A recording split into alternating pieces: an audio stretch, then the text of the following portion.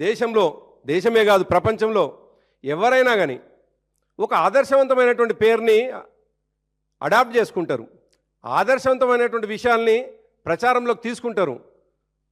ఆయననే గతంలో అన్నట్టున్నాడు, బహుశా నాకు ఆదర్శం భగవద్గీత అని. హైడ్రా కొనసాగింపు కూడా భగవద్గీత స్ఫూర్తి అని చెప్పేసి మాట్లాడినాడు.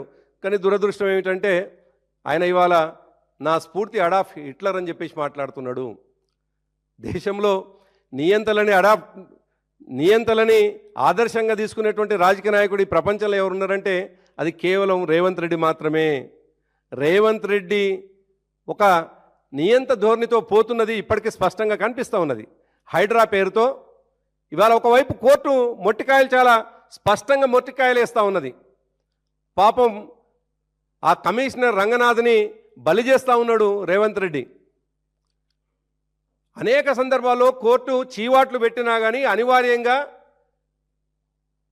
కమిషనర్ రంగనాథ్ పేదల ఇండ్ల మీదకి పోతే చాలా సందర్భాల్లో కోర్టు నుంచి నోటీసులు తీసుకున్నటువంటి సందర్భాలు.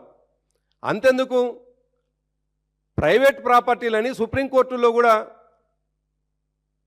తీర్పులు వస్తే దానికంటే ముందే ఆదరాబాదరగా ఇవాళ రాష్ట్ర ప్రభుత్వ ఖజానా నుండి చెరువుల నిర్మాణం అని చెప్పేసి దాని మీద ఇన్వెస్ట్మెంట్ చేయడం, తర్వాత కోర్టు నుంచి మొట్టికాయలు రావడంతో వాటినే ఇవాళ కూలగొట్టేటువంటి పరిస్థితి.